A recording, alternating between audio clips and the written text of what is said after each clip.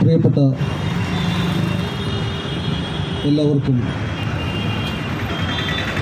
ദൈവനാമത്തിൽ സ്നേഹവന്ദനം അറിയിക്കുന്നു.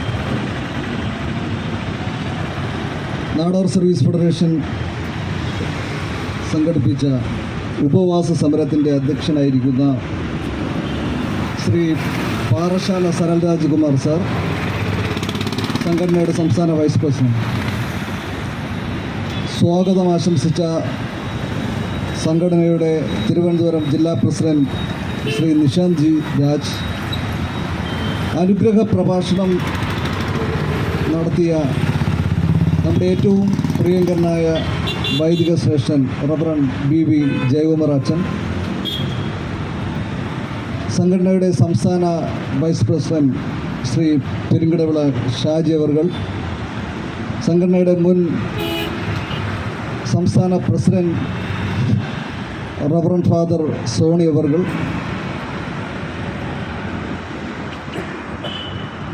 Thiruvananthapuram DCC general secretary Shri Wilfred അവർകൾ, കോൺഗ്രസ് നേതാവും സംഘടനയുടെ സംസ്ഥാന കൗൺസിൽ അംഗവുമായ ശ്രീ തേക്കുപാറ സുരേഷ് അവർകൾ, തൻ്റെ അസ്തിത്വം ആർക്കും പണയം വച്ചിട്ടില്ലാത്ത നേതാവ് ശ്രീ സുബു കെ ജേക്കബ്,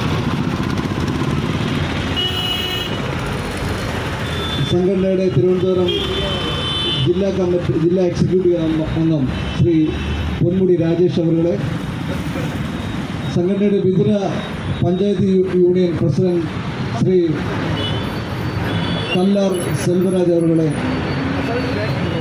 ശ്രീ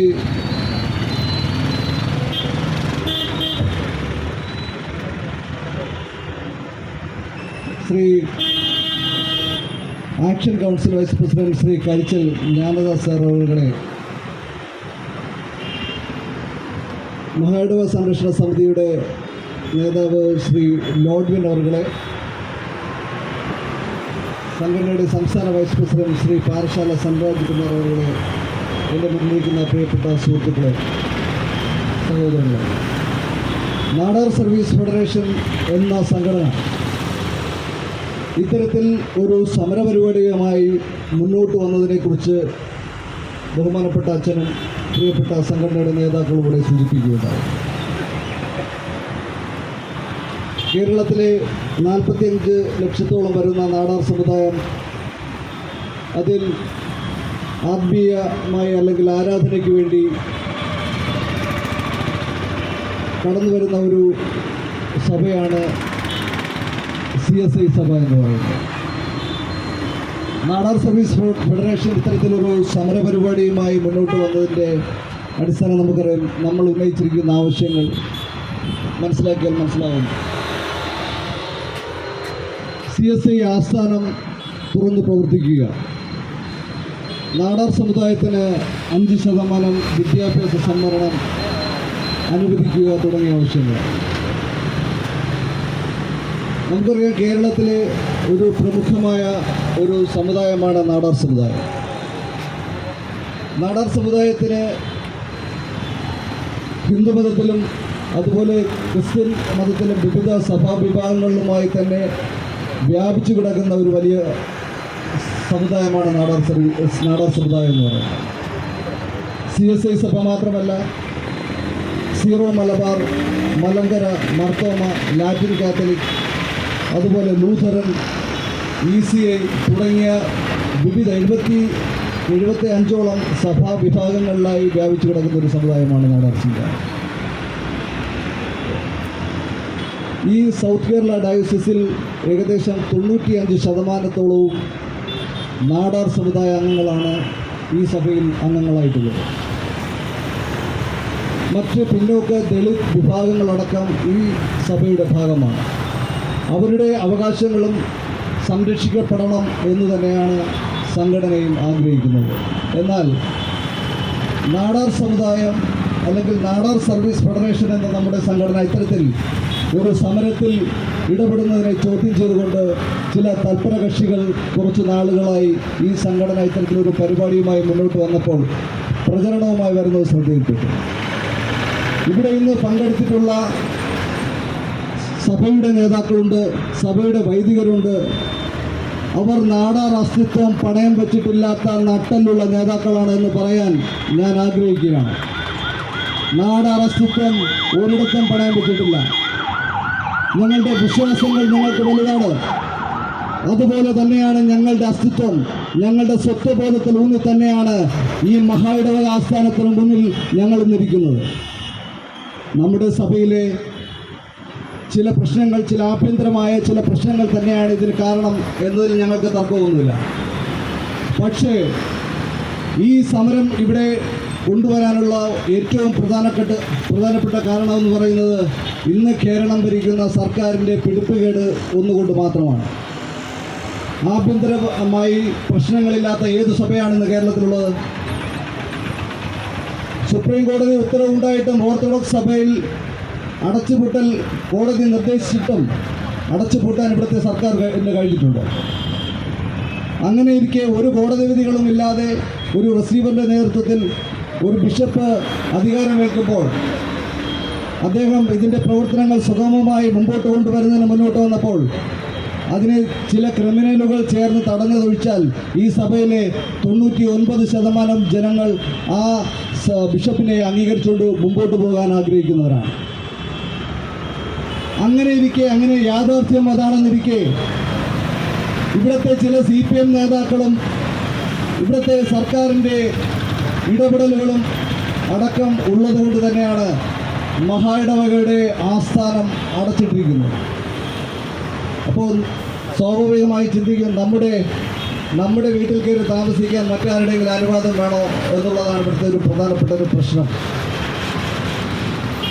നമ്മുടെ ആസ്ഥാനം, നമ്മുടെ സഭ, അവിടെ കയറി അത് തുറന്ന് പ്രവർത്തിക്കാൻ മറ്റാരുടെയെങ്കിലും അനുമതി വേണം. നമ്മൾ ചിന്തിക്കേണ്ട ഏറ്റവും പ്രധാനപ്പെട്ട ഒരു വിഷയമാണ്. നമ്മുടെ വീട്ടിനകത്ത് കയറി താമസിക്കാൻ അല്ലെങ്കിൽ നമ്മുടെ ആരാധനാലയത്തിൽ പ്രവേശിക്കാൻ ആരുടെയെങ്കിലും അനുവാദം വേണോ? ഒരാളുടെയും അനുവാദമൊന്നും വേണ്ട. പക്ഷേ നിയമവ്യവസ്ഥയെ അംഗീകരിക്കുന്നത് കൊണ്ട്, രാജ്യത്തിൻ്റെ ഭരണഘടനയെ അംഗീകരിക്കുന്നത് കൊണ്ട് മാത്രമാണ് ഒരു നിയമപരമായ ഒരു പരിരക്ഷയോടുകൂടി മുന്നോട്ട് പോകാൻ വേണ്ടി സഭാ നേതാക്കളും അതോടൊപ്പം തന്നെ സംഘടനയും സമുദായവും സഭാവിശ്വാസികളും ചിന്തിക്കുന്നത്. അത് ഒരു ബലഹീനതയായി കണ്ടുകൊണ്ടാണ്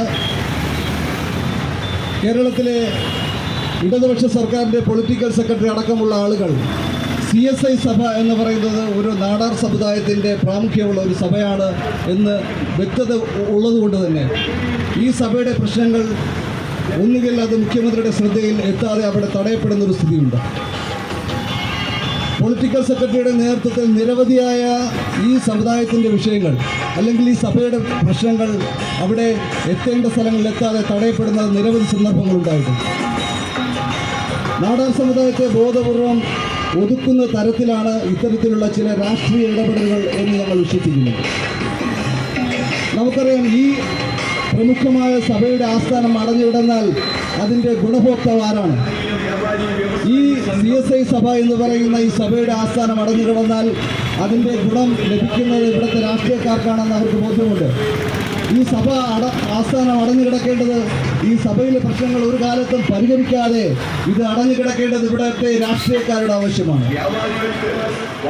അത് വ്യക്തമായ ബോധ്യമുള്ളവർ തന്നെയാണ് ഇതിലെ സഭയുടെ നേതാക്കളും അതോടൊപ്പം തന്നെ ഈ സമുദായത്തിന് നേതൃത്വം കൊടുക്കുന്ന ഈ സംഘടന എന്ന് പറയുന്നത്. ഈ സഭയുടെ പ്രശ്നങ്ങൾ ഒരു കാലത്തും അവസാനിക്കാതിരുന്നാൽ ഇവിടെ വിഭാഗീയത ഉണ്ടാക്കി സമുദായത്തെ ഭിന്നിപ്പിക്കാമെന്നാണ് ഇവിടുത്തെ രാഷ്ട്രീയ പാർട്ടികൾ കരുതുന്നതെങ്കിൽ നിങ്ങൾക്ക് തെറ്റിയെന്നാണ് നമുക്ക് പറയാനുള്ളത്. ഇപ്പോൾ നിങ്ങൾ കാണുന്ന ഒരു സമാധാനപരമായ ഒരു ഉപവാസ സമരം. നമ്മൾ ഈ പ്രശ്നങ്ങളെ സർക്കാരിൻ്റെയും ജനങ്ങളുടെയും ശ്രദ്ധയിൽപ്പെടുത്തുക എന്നുള്ളതാണ് ഈ സമരത്തിൻ്റെ ഏറ്റവും പ്രധാനപ്പെട്ട ലക്ഷ്യം എന്ന് പറയുന്നത്. നമ്മളിവിടെ വന്നപ്പോൾ നമ്മുടെ ബഹുമാനപ്പെട്ട ചില പോലീസ് ഉദ്യോഗസ്ഥരൊക്കെ വന്ന് ചോദിച്ചു, നിങ്ങളുടെ സമരത്തിൻ്റെ ലക്ഷ്യം എന്താണ്? സമാധാനപരമായ ഒരു സമരമാണോ നിങ്ങൾ ആഗ്രഹിക്കുന്നത്? അതെ, നമ്മൾ വളരെ കുറച്ച് ആളുകൾ വന്ന് വളരെ സമാധാനപരമായ ഒരു സമരവുമായി മുമ്പോട്ട് പോകാൻ തന്നെയാണ് ആഗ്രഹിക്കുന്നത്. എന്നാൽ ന്യായമായ തീരുമാനങ്ങൾ ഉണ്ടാകാത്ത പക്ഷം ജനങ്ങളെ സംഘടിപ്പിച്ചുകൊണ്ട് മുമ്പോട്ട് പോകുന്ന സ്ഥിതി ഉണ്ടാകും എന്നാണ് ഈ വിഷയത്തിൽ എനിക്ക് പറയാനുള്ളത്. സംസ്ഥാന അധ്യക്ഷൻ ശ്രീ അജിത് കർത്ത ഉദ്ഘാടനം ചെയ്യുന്നു. കേരളത്തിലെ സർക്കാർ ഈ സമുദായത്തോട് കാലങ്ങളായി കാണിച്ചുകൊണ്ടിരിക്കുന്ന ചില അവഗണനകളിൽ ഏറ്റവും പ്രധാനപ്പെട്ട ചില വിഷയമാണ് ഇന്ന് നമ്മളിവിടെ പറഞ്ഞുകൊണ്ടിരിക്കുന്ന ഈ വിഷയം എന്ന് പറയുന്നത്. ഈ സഭയുടെ ആസ്ഥാനം അടഞ്ഞു കിടക്കണം, അത് തുറക്കരുത്. അതിനൊരു പ്രധാനപ്പെട്ട മറ്റൊരു കാര്യമുണ്ട്. നമുക്കറിയാം, ഈ കാരക്കോണം മെഡിക്കൽ കോളേജ് എന്ന് പറയുന്നത് ഈ സഭയുടെ ഒരു പ്രധാനപ്പെട്ട സ്ഥാപനമാണ്. ഈ സ്ഥാപനത്തിൻ്റെ ചില ക്രമക്കേടുകളടക്കം ചില വിഷയങ്ങൾ ഇന്ന് മാധ്യമങ്ങൾ ചർച്ച ചെയ്യുന്ന ഒരു പ്രധാനപ്പെട്ട വിഷയമാണ്. അവിടെ കഴിഞ്ഞ ദിവസം അടക്കം പോലീസ് റെയ്ഡ് നടക്കുന്ന ഒരു സാഹചര്യമുണ്ടായി. ചില ആളുകൾ ഈ സമുദായത്തെ ഈ സഭയൊക്കെ വഞ്ചിക്കുന്ന തരത്തിൽ എടുക്കുന്ന ചില തീരുമാനങ്ങളാണ് അത്തരത്തിൽ ഈ സമുദായത്തിന് ഒരു അപവാദിപ്പ് ഉണ്ടാക്കി എന്നുള്ളതിനപ്പുറം മറ്റൊരു പ്രശ്നവും ഈ സഭയ്ക്കില്ല, ഈ സമുദായത്തിനില്ല. അപ്പോൾ അതിന് പൊളിറ്റിക്കൽ സംരക്ഷണം കൊടുക്കുക എന്നുള്ളതാണ് ഇവിടുത്തെ CPM ചെയ്തുകൊണ്ടിരിക്കുന്നത്. രാഷ്ട്രീയമായി സംരക്ഷണം ഒരുക്കുകയാണ്. ഈ സഭയുടെ ആസ്ഥാനം അടഞ്ഞു തന്നെ കിടക്കണം. ഈ സഭയുടെ ആസ്ഥാനം തുറന്നാൽ എന്തൊക്കെയാണ് പ്രശ്നങ്ങൾ ഉണ്ടാവുക എന്നുള്ളത് ഇവർക്ക് ബോധ്യമുണ്ട്. രാഷ്ട്രീയമായി ഈ സമുദായത്തെ ഒതുക്കുക എന്നുള്ളതാണ് ഏറ്റവും പ്രധാനപ്പെട്ട അജണ്ട എന്ന് പറയുന്നത്. ഈ സമുദായത്തെ രാഷ്ട്രീയമായി ഒതുക്കുക എന്നുള്ളത് തന്നെയാണ്. നമുക്കറിയാം, മുഖ്യമന്ത്രിയുടെ മകളുടെ ഒരു കമ്പനിയുമായി ബന്ധപ്പെട്ട് ചില ആരോപണങ്ങൾ അടുത്ത കാലത്ത് ഉയർന്നു വന്നു. അപ്പോൾ ഈ സഭയുടെ ആസ്ഥാനം പ്രവർത്തിച്ച് ഭരണം മുമ്പോട്ട് പോയാൽ സ്ഥാപനങ്ങളുടെ ശരിയായി നടത്തിപ്പുണ്ടാവും. അപ്പോൾ അങ്ങനെ ഇത് അടഞ്ഞു കിടന്നാൽ തെളിവുകൾ നശിപ്പിക്കാൻ വേണ്ടി ഇവർക്ക് കഴിയും. അതുതന്നെയാണ് ഇവർ ലക്ഷ്യം വയ്ക്കുന്നത്. ഇവിടുത്തെ രാഷ്ട്രീയ പാർട്ടികളും CPM-ഉം നേതൃത്വം കൊടുക്കുന്ന സർക്കാരൊക്കെ ലക്ഷ്യമാക്കുന്നത് ഈ മുഖ്യമന്ത്രിയുടെ മകളടക്കമുള്ള വ്യക്തിയുമായി ബന്ധപ്പെട്ട് സഭയുടെ അഡ്മിനിസ്ട്രേറ്റീവ് കമ്മിറ്റിയുമായി ബന്ധപ്പെട്ട് ഉണ്ടായ ആരോപണങ്ങൾ, എക്സാലോജിക്കുമായി ബന്ധപ്പെട്ട ആരോപണങ്ങൾ, ഇതിലെ തെളിവുകൾ നശിപ്പിക്കുക എന്നുള്ളതാണ് ഈ മഹായിടവക ആസ്ഥാനം അടഞ്ഞു കിടക്കണമെന്ന് അവർ ആഗ്രഹിക്കുന്നതിന് ഏറ്റവും പ്രധാനപ്പെട്ട കാരണമെന്നാണ് ഞങ്ങൾ സംശയിക്കുന്നത്. അപ്പോൾ കുറ്റവാളികളെ സംരക്ഷിക്കുന്ന നിലപാട് ഈ സമുദായത്തിനും ഈ സഭയ്ക്കുമില്ല. അത് നിങ്ങൾ തിരിച്ചറിയണം. ഇവിടുത്തെ CPM നേതൃത്വത്തോടെ ആണ് എനിക്ക് പറയാനുള്ളത്. ഈ സഭയിലെ ക്രിമിനലുകൾ ഉണ്ട്. ക്രിമിനലുകളെ സംരക്ഷിക്കുന്ന നിലപാട് ഈ സമുദായത്തിനില്ല, ഈ സഭയ്ക്കുമില്ല. പക്ഷേ ഈ സഭ ആസ്ഥാനം പ്രവർത്തിച്ച് മുന്നോട്ട് പോകണമെന്നാണ് ഞങ്ങൾ ആഗ്രഹിക്കുന്നത്. ബിഷപ്പിലൂടെ പ്രവേശിക്കാനുള്ള സാഹചര്യം ഉണ്ടാക്കാൻ ഇവിടുത്തെ പോലീസിന് കഴിയണം, ഇവിടുത്തെ കളക്ടർക്ക് കഴിയണം, എല്ലാ ഭരണ സംവിധാനത്തിലുള്ള ഭരണകൂടത്തിനും കഴിയണം. അല്ലാതെ അടച്ചിടലാണോ പ്രധാന പോൻവഴി എങ്കിൽ ഞാൻ പറയട്ടെ, സെക്രട്ടേറിയറ്റിന് മുന്നിൽ എത്ര സമരങ്ങൾ നടക്കുന്നുണ്ട്. മുഖ്യമന്ത്രിയെ അവിടെ കടക്കാൻ അനുവദിക്കാതിരിക്കുമോ? അല്ലെങ്കിൽ സമരം നടക്കുന്നു, ക്രമസമാധാന പ്രശ്നമുണ്ടാകുന്നു എന്ന് പറഞ്ഞ് സെക്രട്ടേറിയറ്റ് അടച്ചിടുന്ന സാഹചര്യമുണ്ടോ? അപ്പോൾ ഇവർ ആരെയാണ് പറ്റിക്കുന്നത്? അതുകൊണ്ട് ഞങ്ങൾ വളരെ വ്യക്തമായി പറയാം, ഈ പ്രശ്നങ്ങൾ അവസാനിപ്പിക്കുന്നതാണ് CPM-നും ഇവിടുത്തെ സർക്കാരിനും ഏറ്റവും നല്ലത്. അല്ലെങ്കിൽ ഞങ്ങൾക്കറിയാം എങ്ങനെയാണ് ഈ പ്രശ്നങ്ങൾ പരിഹരിക്കേണ്ടത് എന്ന് അടുത്ത തെരഞ്ഞെടുപ്പോടുകൂടി നിങ്ങൾക്ക് ബോധ്യം വരും. പരിഹാരമില്ലാത്ത എന്ത് വിഷയമാണ് ഇവിടെ ഈ സഭയെ പ്രതികരിച്ച് ഇവിടെ ഉള്ളത്? ഒരു പ്രശ്നവുമില്ല. ഈ പ്രശ്നം പരിഹരിക്കാൻ വേണ്ടി സർക്കാർ ഇടപെട്ടാൽ മാത്രം മതി.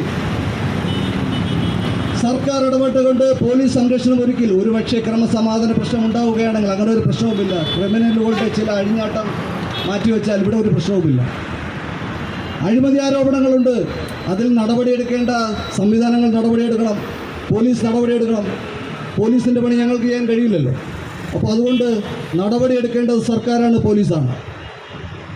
ബിഷപ്പിന് അകത്ത് കയറി തൻ്റെ പ്രവർത്തനം മുമ്പോട്ട് കൊണ്ടുപോകാൻ സംരക്ഷണം ഒരുക്കേണ്ടത് ഇവിടുത്തെ പോലീസും സർക്കാരാണ്, അല്ലാതെ ഞങ്ങളുടെ പണിയല്ല. അതുകൊണ്ട് എനിക്ക് വളരെ വ്യക്തമായി പറയേണ്ടത് ഇവിടുത്തെ CPM-നോടും ഇവിടുത്തെ സർക്കാരിനോടുമാണ്. സർക്കാർ കണ്ണടച്ച് കൊടുക്കുന്നത് കൊണ്ടാണ് ഇവിടുത്തെ ചില ആളുകൾ, ഇവിടുത്തെ പ്രമുഖ CPM-ൻ്റെ ഒരു തിരുവനന്തപുരത്തുള്ള ഒരു പ്രധാനപ്പെട്ട നേതാവിൻ്റെ നേതൃത്വത്തിൽ ഇവിടെ ഈ കാരക്കോണം മെഡിക്കൽ കോളേജിലും മറ്റ് സ്ഥാപനങ്ങളിലും അടക്കം ചില തൽപര കക്ഷികളെ ഏൽപ്പിച്ചുകൊണ്ട് ഈ സഭയുടെ പ്രവർത്തനം താറുമാറാക്കാൻ വേണ്ടി ശ്രമിക്കുന്നത്. സർക്കാർ നടപടിയെടുക്കണം.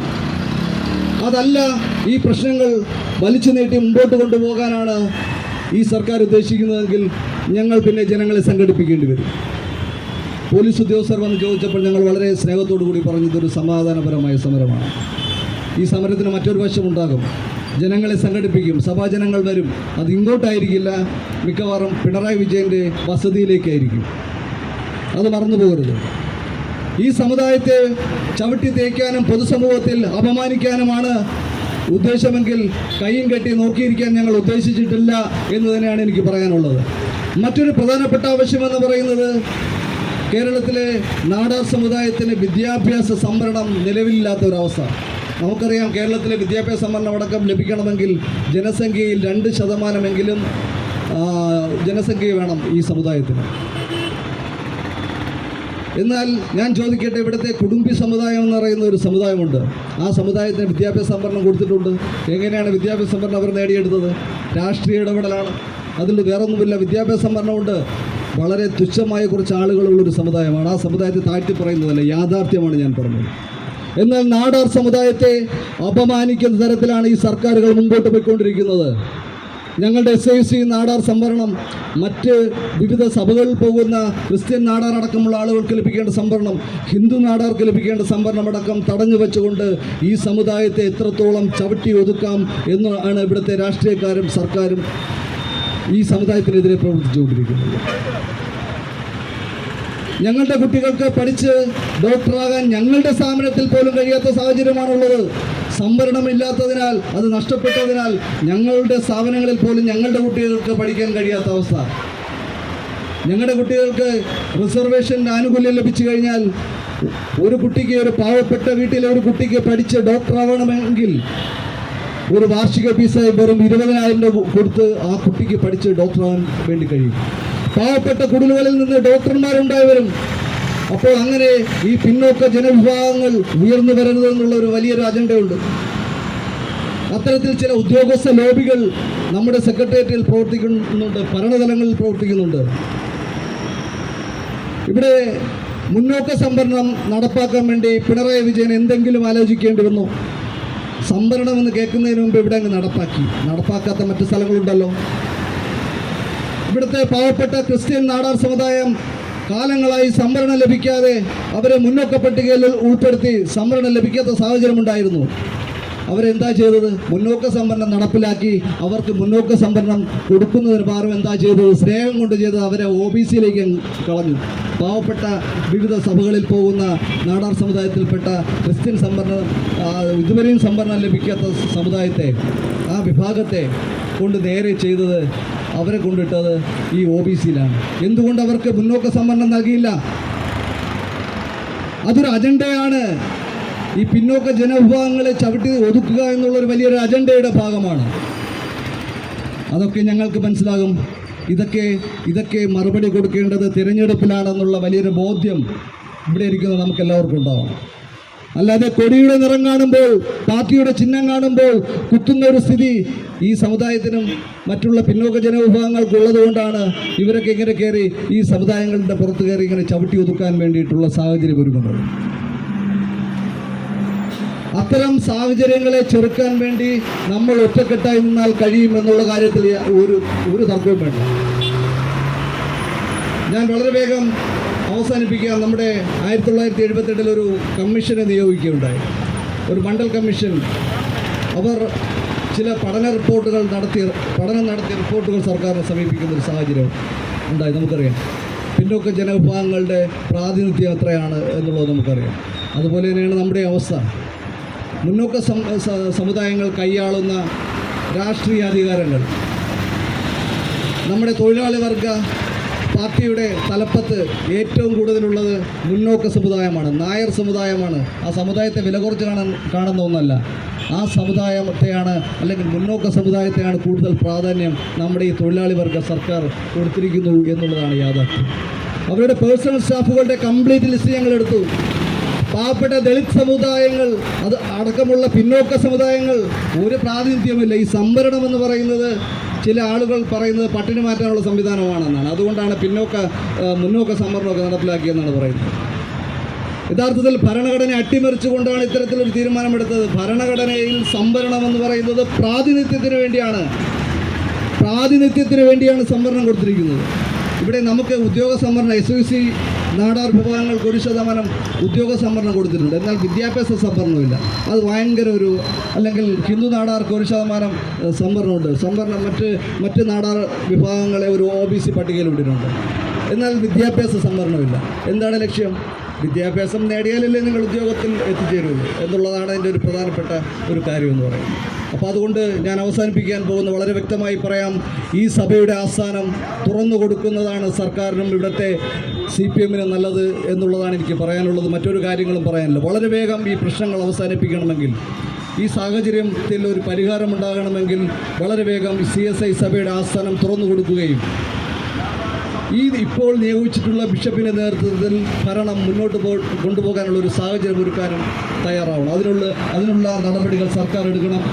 നാടാർ സംവരണ വിഷയത്തിൽ 5% വിദ്യാഭ്യാസ സംവരണം നൽകുന്നതടക്കമുള്ള തീരുമാനങ്ങൾ എടുക്കാൻ ഈ സർക്കാരിന് കഴിയണം. അതിനുവേണ്ടി